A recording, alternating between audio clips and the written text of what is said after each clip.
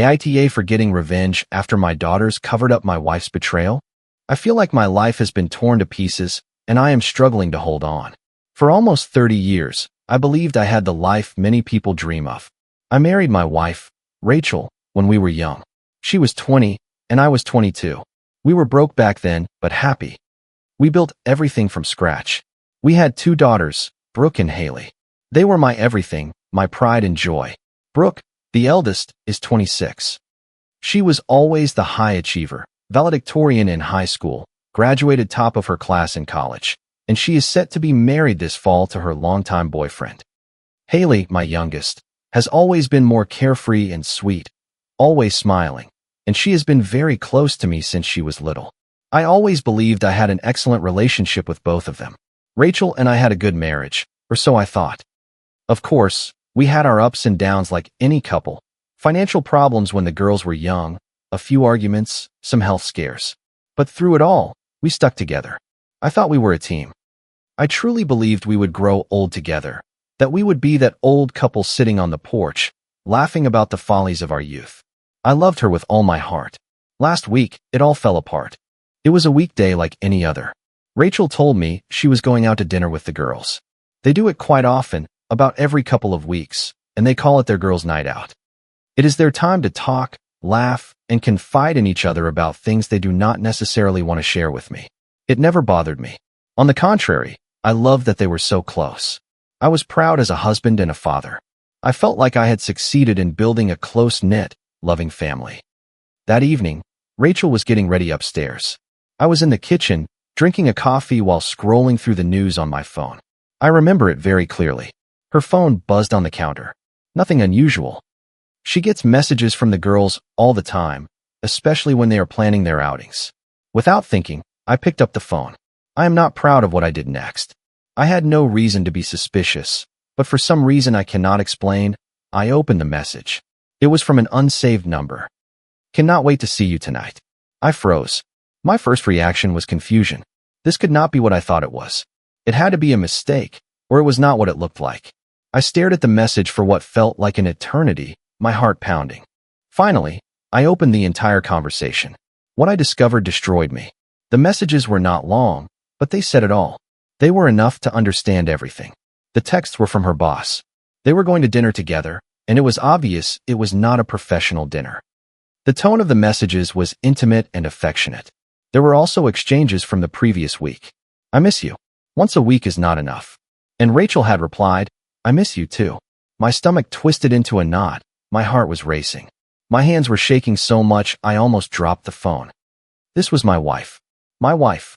The woman I had built my life with, the mother of my children. She had been unfaithful. I did not know what to do. Part of me wanted to go upstairs immediately and confront her, but I could not. I was in shock. I needed to know more. I needed to be absolutely certain. A few minutes later, Rachel came downstairs. She looked beautiful, dressed with care. She smiled at me, kissed me on the cheek, and said, "Do not wait up for me tonight, okay?" Her voice was sweet, natural, as if everything were normal. I do not know how I managed to stay calm, but I was able to say, "Have fun with the girls." As soon as she walked out the door, I took her phone and turned on location sharing. I had never done anything like that before.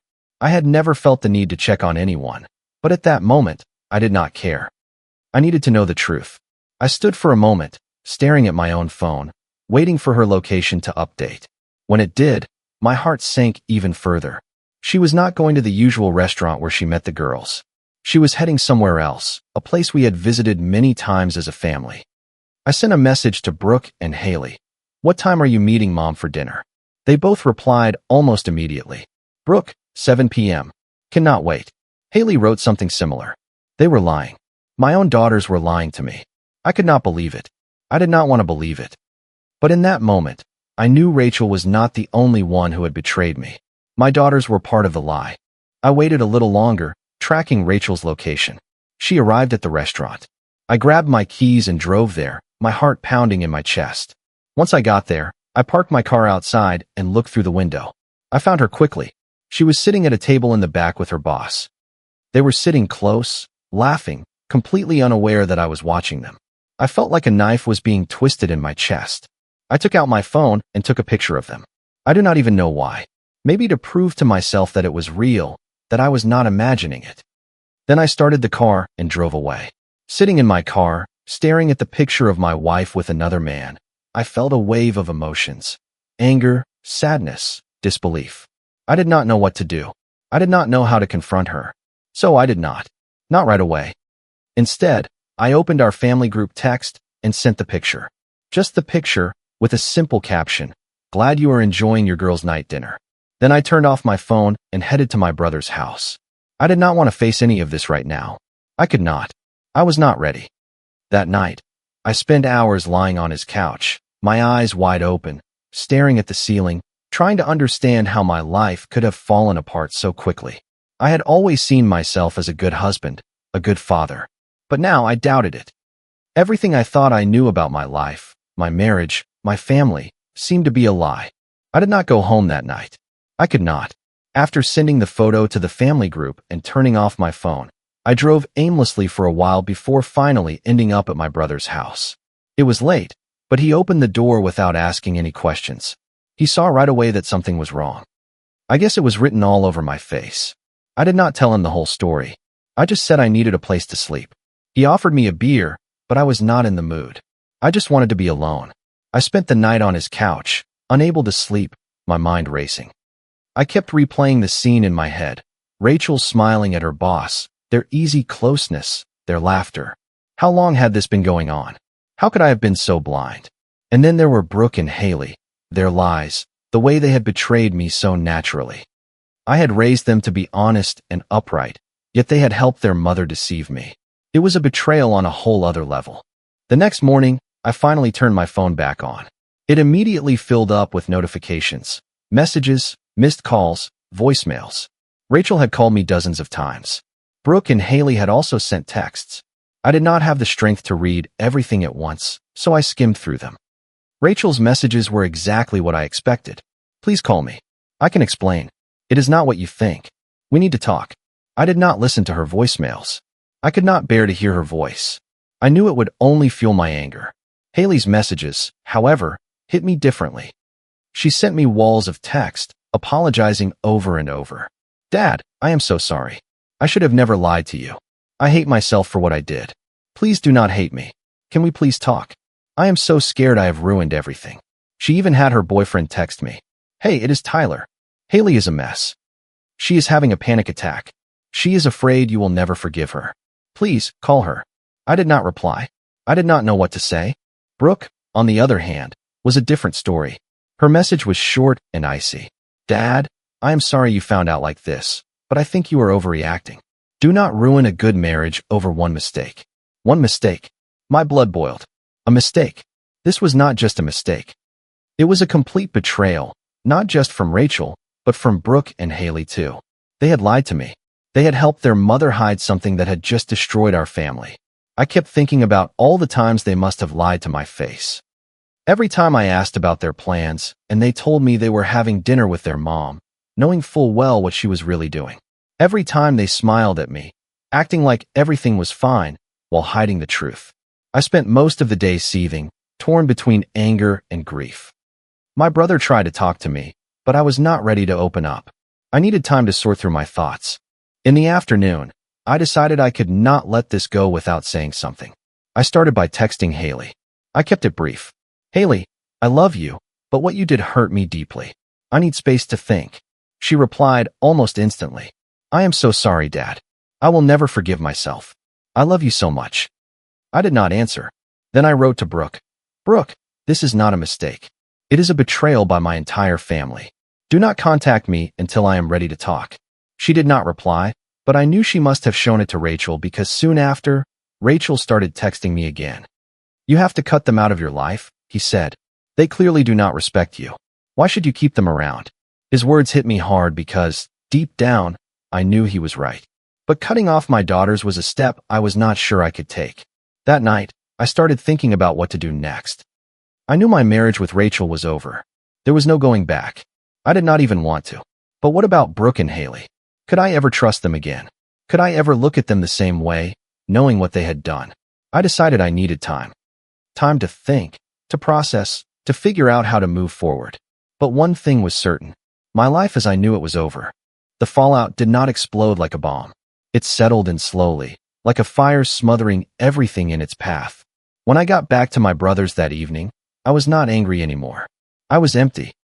All the emotions I had felt earlier, the rage, the disbelief, the grief, had transformed into a crushing weight in my chest.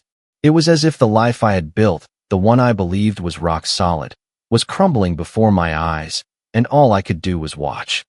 The first thing I noticed when I turned my phone back on was the silence. After all the missed calls and messages from earlier in the day, there was nothing new. No more frantic texts from Haley, no follow-ups from Brooke, no more voicemails from Rachel. It was as if they realized I would not respond and had given up. Or maybe they were planning their next move. Who knew? Either way, the silence was heavy, and it left me with too much time to think, which was not a good thing. When the anger subsided, all that was left was the pain and the questions that swirled in my head like a tornado. How long had this been going on? How many times had Rachel lied to my face? Did Brooke and Haley ever feel guilty for what they were doing, or had betraying their father to protect their mother become normal for them?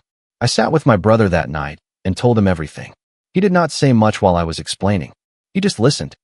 I told him how I found the messages on Rachel's phone, the lies from Brooke and Haley, the picture I took of Rachel and her boss at the restaurant, and the message I sent to the family group before disappearing. When I finished, he leaned back in his chair and shook his head. "That is just disgusting," he said. "I do not even know where to start. I always thought Rachel was a little too perfect, but I never thought she would do something like this. And the girls, frankly, that is low." It was a relief to hear someone else say it out loud, to confirm that I was not going crazy, that I was not overreacting. But it did not make things any easier. My brother was furious for me, which helped in the moment, but the truth was, I did not need his anger. I had enough of my own. What I needed was clarity, a path forward, and I did not have that. The next morning, I decided to stop stewing and start acting. The first step was to secure my finances. I could not deal with the emotional side of all this if I did not protect myself first. I spent the day closing our joint bank accounts, transferring the money to a separate account that Rachel could not access, and securing anything that might be at risk during the divorce. I was not going to let her take advantage of my pain to blindside me. But it was not just about Rachel. As I was going through my accounts, I could not stop thinking about all the money I had spent, or was still supposed to spend, on Brooke's wedding. Tens of thousands of dollars, gone, for a daughter who had looked me in the eye and lied, who had helped her mother betray me. The thought made me sick. I made a mental note to talk to my lawyer about it. I probably could not get that money back, but there was no way I was spending another cent. In the afternoon, I was ready for the next step. I called a divorce attorney, actually, several. My brother had advised me to meet with a few before choosing one. So I spent the day going from office to office, telling my story to strangers who tried to remain professional while being clearly shocked. By the end of the day, I had chosen one. She was tough, smart, and most importantly, a fighter. I told her I wanted it to be quick and clean, but that I absolutely did not want Rachel walking away with more than she deserved. The lawyer reassured me, telling me she had handled many similar cases. That did not bring me much comfort, but at least I knew I was in good hands. That night, sitting alone in my brother's guest room, I started thinking about what I wanted to say to Rachel. I still had not confronted her. I was avoiding it, partly because I did not trust myself to stay calm, and partly because I did not want to give her the satisfaction of being able to explain herself. What could she possibly say to make any of this okay? Nothing. Absolutely nothing. But I knew I could not avoid her forever. Sooner or later, I would have to face her. And when that time came, I wanted to be ready. I did not want to get trapped by her excuses or her tears. I had to stay focused to remember why I was doing this. So I took out a notebook and wrote down everything I wanted to say, all the questions I wanted to ask, all the points I wanted to make.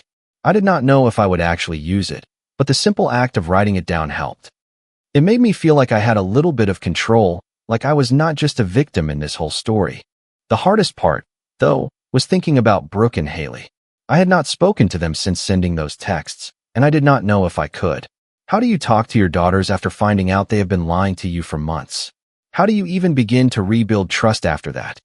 I wanted to believe that Haley's apologies were sincere, that she truly regretted what she had done. But how could I be sure? How could I believe anything she said after what I had discovered? And Brooke, her cold, dismissive response had devastated me. I always knew she was closer to Rachel, but I never thought she would choose sides in something like this. It was as if she had made her choice, and that choice was not me. That night, I made another decision. I was not going to contact them. If they wanted to fix things, it would be up to them to come to me. I was not going to beg for their forgiveness or for explanations. They had made their choice, and now they would have to live with the consequences. Lying on the bed, staring at the ceiling, I felt a strange sense of calm. For the first time since I discovered the betrayal, I no longer felt completely lost. I had a plan. It was not much, and it would not fix everything, but it was a start. I was done being the victim. From now on, I was taking back control. After 2 days in my brother's guest room, avoiding calls and sorting through my emotions, I decided it was time to confront Rachel. Avoiding her would not change anything, and there were things I needed to say, things she needed to hear. I sent her a text late that night. "We need to talk. Tomorrow at 10 in the morning at the house." She replied almost instantly. "I will be there. Please, let me explain." Explain. What was there left to explain? I was not interested in flimsy excuses or justifications. I did not reply. I figured I would save it all for our face-to-face meeting. The next morning, I got up early and drove to the house. The moment I walked through the door, a wave of nostalgia and bitterness washed over me. This was our home, the place where we had built a life, raised our daughters, celebrated birthdays, holidays, happy moments. And now, it all felt hollow, as if every happy memory had been tainted. Rachel arrived right on time. She walked in nervously, her eyes red and swollen as if she had been crying for days. She was clutching her phone like a shield, and I noticed she was no longer wearing her wedding ring. That detail hurt more than I expected. "Thank you for agreeing to see me," she said in a soft voice, staying near the door as if she were afraid to come any further. "Do not thank me," I replied coldly. "I am not here to make this easy for you." The tone was set. We sat at the dining room table, the same one where we had shared so many family meals. She started talking right away, saying exactly what I expected to hear. It was not serious. It meant nothing. It was a mistake. She repeated the same phrases over and over, as if saying them enough times would make them believable. "Stop," I finally said, cutting her off. "I do not want excuses. I want answers." "What do you mean?" she asked, confused. "How long?" She hesitated. "A few months, and it is over." Her face crumbled, and she whispered, almost inaudibly, "Almost a year." I clenched my fist under the table, trying to contain my anger. A year. A whole year of lies. How many times had she smiled at me, kissed me, told me she loved me, all while she was being unfaithful? "And the girls?" I asked. "How long have they known?" Rachel winced, looking down. "Not from the beginning. I told them a few months ago. I did not want to involve them." "But you did," I cut in. "You made them accomplices to your lies. Do you realize what that has done to me?" She started to cry, real sobs this time. "I did not want to hurt you. I was so unhappy." "Unhappy?" I exploded, my voice echoing in the empty house. "You were unhappy, so you decided to destroy our family. You were unhappy, so you crossed a line and dragged our daughters into your lie. Do you realize what you have done, Rachel?" She did not answer. She just cried into her hands, and for the first time, I felt no pity. "You have ruined everything," I said calmly. "Not just our marriage, but my relationship with Brooke and Haley, too. How do you expect me to ever trust them again? How do you expect me to look at them without seeing this betrayal?" "I did not want them to lie to you," she whispered. "I did not want any of this." "Then why? Why did not you come talk to me? Why did not you try to fix things instead of betraying me?" She had no answer. Or maybe she did, but it did not matter anymore. Nothing she could say would change what she had done. After a long silence, I stood up. "I am filing for divorce," I said. "You will be hearing from my lawyers soon. Please, do not do this," she pleaded, standing up as well. "We can fix this. We can repair this." "There is nothing to repair," I replied. "You made your choice. Now I am making mine." Before I left, I turned to her one last time. "And do not expect me to pay for Brooke's wedding. She can ask her boss to handle it, since they are so good at keeping secrets." Her face fell again, but I did not wait to see the rest. On my way out, I stopped in the hallway in front of the family photos hanging on the wall. There we were, all four of us. Me, Rachel, Brooke and Haley, smiling, the perfect picture of happiness. I used to love those photos. Now, they seemed like a sick joke. I grabbed one, a picture of Brooke at her graduation, and threw it against the wall. The glass shattered, and for a brief moment, I felt a sliver of satisfaction, but it did not last. As I walked to my car, a certainty hit me. This was only the beginning. The confrontation with Rachel was over, but the real battle was just starting. I still had to face Brooke and Haley. I still had to figure out how to move on. And I had to accept that the life I thought I had built for almost 30 years was gone. The confrontation with Rachel was only the first step. It had laid things bare, yes, but it had not resolved anything. On the contrary, it had made the betrayal feel even more real, more substantial. The anger I felt toward Rachel was clear, directed. I knew why I was leaving. But the situation with Brooke and Haley was murkier. They were my daughters, my flesh and blood, but they had chosen her side. The day after my decision to divorce, I wanted to see them separately. I could not ignore them forever, and I did not want to cut them out of my life without at least hearing what they had to say. But I knew it would not be a casual conversation. The trust between us was broken, and I needed to know if there was anything left to salvage. I started with Haley. She had always been the more sensitive one, and her messages over the past few days had been nearly desperate. I suggested we meet in a park near my brother's place. When she arrived, she looked exhausted. Her eyes were swollen and red, and she could not stop wringing her hands. As soon as she sat on the bench, she started crying. "Dad, I am so sorry," she said, her voice trembling. "I did not know how to tell you. I did not want to hurt you." "Then why did you lie to me?" I asked, keeping my voice calm but firm. "Why did you cover for your mother? Did you think I would never find out?" She shook her head, wiping away her tears. "It was not like that," she said. "She told me a few months ago." I was angry at her, but she begged me not to say anything. She told me she was going to end it soon, that it was just a phase. I did not know what to do. I looked at her, trying to process her words. "So you decided to protect her instead of telling me the truth." I thought she was going to stop, Haley whispered, her voice barely audible. I did not want to blow up the family if there was a chance she would fix things. I did not know it would go this far. "That is not good enough, Haley. I cannot justify what you did by saying you did not know. You knew she was being unfaithful. You knew she was lying to me, and you chose to go along with it. Do you realize what that does to me?" She broke down in sobs again, burying her face in her hands. I felt a pang of guilt seeing her cry, but I could not let myself soften. This was about more than just the situation. It was about the damage they had all done to my trust. "I am not telling you this to punish you," I said finally, "but I need you to understand how deeply this hurt me. Right now, I do not know if I can trust you. I do not know if I will ever be able to trust you like I used to." Haley nodded, her shoulders shaking. "I will do anything to fix this, Dad. Anything. Just tell me what I need to do." I did not have an answer for her. I told her I needed time. Then I left. My meeting with Brooke was a completely different story. I had suggested we meet at a coffee shop, thinking a neutral location would be more appropriate.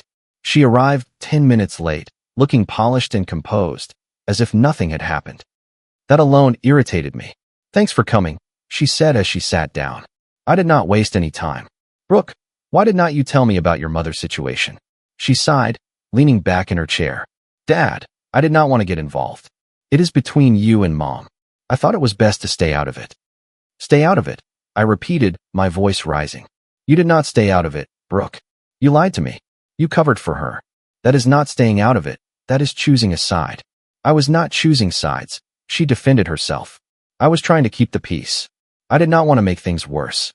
"Worse for whom?" I asked. "For me, or for your mother?" She did not answer, and that silence spoke volumes. "Brooke, you are an adult," I said. "You are about to get married.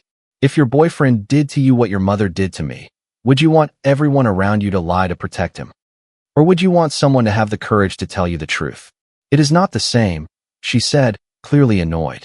"Mom made a mistake. That does not mean you have to destroy everything." Her words hit me like a slap. "A mistake? That is how you see this?" "Yes, it is a mistake," she affirmed. "People make mistakes, Dad. You do not have to burn everything down over one bad choice." "One bad choice," I repeated, shaking my head. "Do you hear yourself? This was not one bad choice, Brooke. It was a betrayal. By your mother, by you, by Haley." And you are sitting here acting like I am overreacting. That is not what I am saying, she replied quickly. I just think you are being too harsh. I get that you are hurt, but you will regret pushing us away later. We are your family. Family does not lie to each other, I said. Family does not cover for someone who is destroying everything. You and Haley did not just lie. You broke my trust, and right now, I do not see how I can get past this. She crossed her arms, frustrated. So what? You are just going to disown us, pretend we do not exist. I do not know, I admitted. But I cannot pretend. I cannot pretend that nothing happened. I cannot act like you did not betray me. We sat in silence for a few minutes before I stood up. I have said what I needed to say, I told her. The rest is up to you. She did not try to stop me as I left. That night, sitting alone in my brother's guest room, I replayed both conversations in my head. Haley seemed genuinely remorseful, but I did not know if I could ever fully forgive her. Brooke, on the other hand, was a different story. Her refusal to acknowledge the severity of what she had done proved she did not think she was in the wrong. For the first time, I seriously considered cutting both of them out of my life. It was not a decision I took lightly, but the thought of rebuilding a relationship with people who had betrayed me so profoundly felt impossible. That night, I made up my mind. The next morning, I called my lawyer and asked her to change my will. Brooke and Haley were to be removed as beneficiaries. Everything, my savings, my retirement accounts, the house, would go to my sister and her children. They had always been there for me, and I knew they would not betray me the way my own daughters had. When I told my brother, he did not even try to talk me out of it. You are doing the right thing, he said. They made their choice. Now they have to live with the consequences. The fallout was immediate. Haley called me the next day, crying. Dad, please do not do this, she sobbed. I know I messed up, but I love you. I do not care about the money. I just do not want to lose you. Her words touched me more than I expected, but I stood firm. Haley, I will always love you, I said. But love is not enough to erase what you did. I need time. Maybe one day we can rebuild something. But for now, I cannot have you in my life. She continued to cry and eventually hung up. Brooke, unsurprisingly, reacted differently. She sent me a long email accusing me of being petty and vindictive. She said I was punishing her for trying to keep the peace and that I was ruining her wedding over something that did not concern her. I did not reply. There was no point. Rachel tried to intervene, too. She sent me a carefully worded email, begging me not to remove the girls from the will, saying it was not fair to punish them for her mistakes. She even had the audacity to suggest that this move would destroy the family for good. I did not reply to that one either. As the days went on, I started to feel lighter. The anger was still there, but the weight of the betrayal was less suffocating. Cutting ties had not been easy, but it had been necessary. I had to protect myself, not just financially, but emotionally. For the first time in weeks, I felt like I could breathe again. It has been 1 month now since I changed my will. I have not spoken to Brooke or Haley. I heard through mutual friends that Brooke is struggling to find the money to fund her wedding, which I was previously paying for. I feel no pity. She made her choice when she decided to support her mother. Haley, I still think about. Part of me hopes that one day we can reconcile, but only if she truly understands the depth of her betrayal. Until then, I am focusing on myself. As for Rachel, she is nothing to me anymore. I do not care what she does or who she does it with. The divorce is moving forward, and my lawyer has assured me she will not be getting much. That is enough for me. Sometimes I wonder if I did the right thing, cutting them out of my life. But then I remember a simple truth. They made their choices. Now, I am making mine. I am finally free. Comment. I have been reflecting a lot on this story lately, and it really hit home for me. What stands out the most is how important it is to protect your own self-respect no matter what happens. I have learned that setting clear boundaries is not about being harsh. It is about honoring your worth. When things fall apart, taking responsibility for your healing is the first step toward real peace. Choosing to walk away from what no longer serves you can feel scary, but it opens the door to genuine calm. Be kind to yourself in the process because rebuilding takes time and patience. I hope you take a moment today to think about where you might need to draw those lines in your own life. It is okay to prioritize your inner peace over keeping everyone else happy. Remember that true strength comes from knowing when to let go and move forward with grace. And if you are going through something similar right now, Know that you are not alone and better days are ahead. If you like the stories, don't forget to leave a comment and support the channel by subscribing. See you in the upcoming stories.